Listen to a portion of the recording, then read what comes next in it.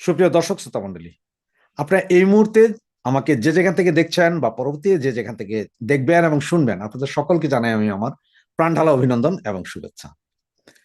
আপনারা এতক্ষণে ব্যানার এবং হেডলাইন দেখে বুঝতে পেরেছেন আমি কোন বিষয়টা নিয়ে কথা বলবো। চলো চলো ঢাকায় চলো। 13 তারিখ ঢাকা লকডাউন কর্মসূচি ঘোষণা করেছেন আমাদের জননেত্রী, মাননীয় প্রধানমন্ত্রী জননেত্রী শেখ হাসিনা। ওনার ডাকেই 13 তারিখ লকডাউন কর্মসূচি পালন করা হবে সমগ্র ঢাকা শহরে। এর আগে 10, 11, 12 এই 3 দিন বিভিন্ন জেলা, উপজেলা, থানায় চলবে বিক্ষোভ মিছিল। এই সমস্ত কারণে কিন্তু বর্তমানে বাংলাদেশের যে ইন্ট্রিম গভর্নমেন্ট আছে, তিনি মধ্যরাতে এক ঘটনা ঘটিয়েছেন। তা একটু আগে আপনাদের বলেনি। সে মধ্যরাতে ঘটনাটি কি জানেন? যে 15টা জেলার যে ডিসি আছেন, জেলা প্রশাসক, তাদেরকে বদলি করা হয়েছে। তার মানে আগে যারা ধরেন নোয়াখালীতে যে ছিল তাকে পাঠানো হয়েছে ধরেন আপনার কিশোরগঞ্জকে নোয়াখালী, এইভাবে। কিন্তু আপনার বিভিন্ন পত্রিকা বা বিভিন্ন জায়গায় দেখবেন যে আরে এটা নতুন নিয়োগ না, নতুন নিয়োগ না, এগুলো পুরাতন বোতলে নতুন মদ ঢালার মতোই অবস্থা, বা নতুন বোতলে পুরানো মদ ঢালার মতো অবস্থা।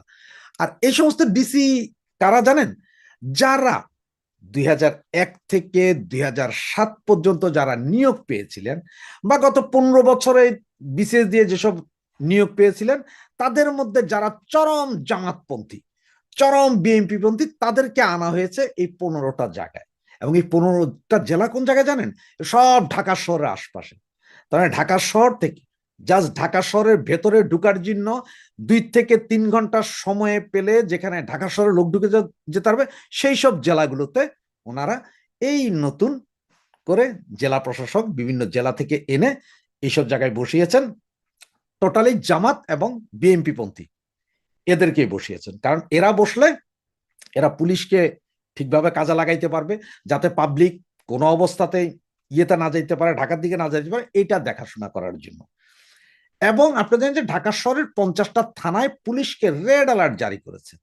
সেটাও বিভিন্ন পত্রিকাতে এসেছে, সেগুলো আপনারা দেখেছেন অলরেডি। সারা দিনই এগুলো ঘুরুঘুরি করেছে। এবং পুলিশকে এমন ভাবে তৈরি করা হয়েছে, মানে একটা জঙ্গি দশা। 7,000 পুলিশটাকে, তবে সমস্ত পুলিশকে খুব ভারী পোশাক দেওয়া হয়েছে। জামা, জুতা, প্যান্ট, শার্ট তো আছে, সাথে ওই যে হেলমেট টেলমেট, আরো কি কি। তার মানে যে এইসব পুলিশ সর্বোচ্চ আপনার 5 থেকে 7 মিটার পর্যন্ত ফ্রিকোয়েন্টলি দৌড়াইতে পারবে, এরপর আর দৌড়াইতে পারবে না। সুতরাং ওরা যে দৌড়ানে দিলে আপনারা ভাইগা যেতে হবে তার কোনো কারণ নাই। একটু খামখিচা দাঁড়াইলেই দেখবেন যে ওরাই ব্যাক ফুটে যাবে। কারণ হচ্ছে যে এই পোশাক পইরা 20-22 কেজি ওজন এক্সট্রা নিয়ে দৌড়াইতে পারবে না।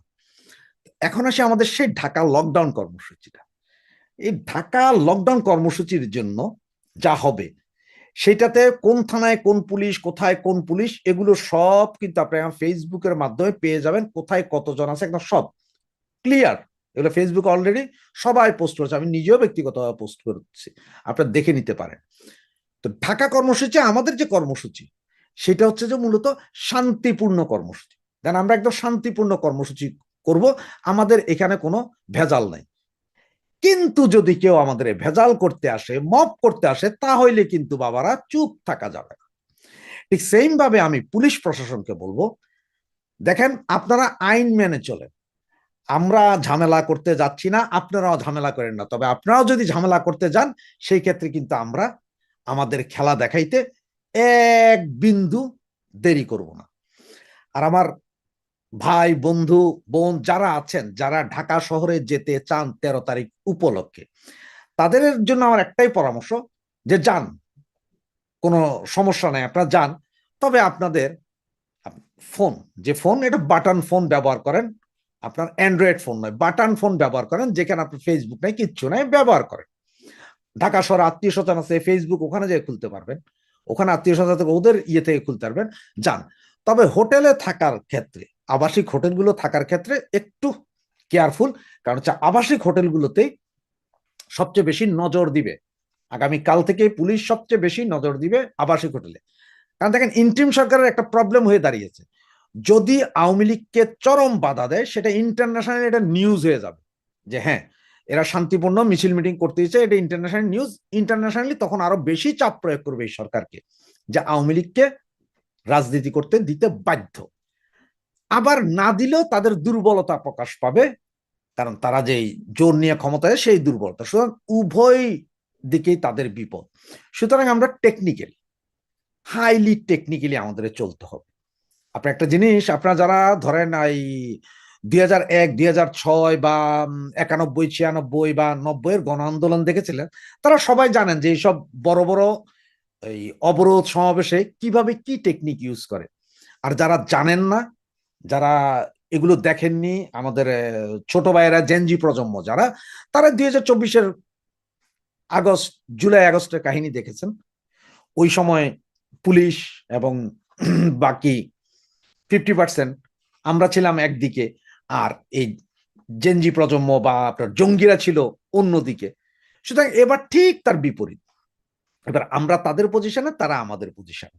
সুতরাং দেখতে হবে, কিন্তু আমাদের পজিশনে তারা এখন, আমাদের পজিশনে হলো একটা জিনিস তাদের দুর্বলতা আছে, সেটা হচ্ছে যে পুলিশের ভিতরে এই যে 17,000 বা 7,000 পুলিশ যা নামানো হচ্ছে, আজকের যে পুলিশি যে মিটিং, সেইখানে পুলিশ সরাসরি এইভাবে বাধা, মারামারি, গোলাগুলিতে তারা রাজি নয়। তারা সর্বোচ্চ কি ব্যবহার করতে পারে? টিয়ার গ্যাস, সাউন্ড গ্রেনেড এবং পানি। সুতরাং আপনারা সবাই পকেটে করে রুমাল নিয়ে যান, রুমালে প্রচন্ড পানি ভিজা রাখেন, টিয়ার গ্যাস দিলে সাথে সাথে চোখে দেন। এছাড়াও আরেকটা টেকনিক, সেটা হচ্ছে যে কারো যদি সাহস থাকে যে টিয়ার গ্যাস মেরে, টিয়ার গ্যাস পড়ার সাথে সাথে ওখান থেকে কিন্তু, যদি কারো হাতে গ্লাভস থাকে, আমি বারবার বলছি গ্লাভস মাস্ট, কারণ টিয়ার গ্যাসের সেল খুব গরম থাকে, গ্লাভস থাকে, তারা ওই জিনিসটাকে ওইভাবে ধরে উল্টা আবার তাদের দিকে ছুঁড়ে মারতে পারে, যাদের সাহস আছে। আর যদি কারো সাহস না থাকে, সেই রিক্সে যায় না।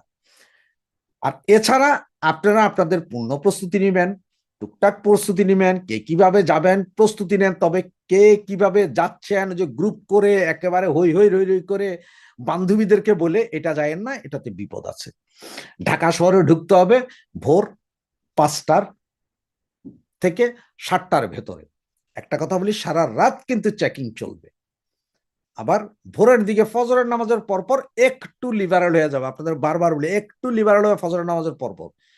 কারোর যদি টিকিট করা থাকে আগে, ওই যে মর্নিং বাসে দুই চারজন বাসে উঠবেন, তবে সব লুঙ্গি, সবাই আপনারা লুঙ্গি এবং শার্ট পরা যান, যাতে মনে হয় যেন আপনারা কাজে যাচ্ছেন।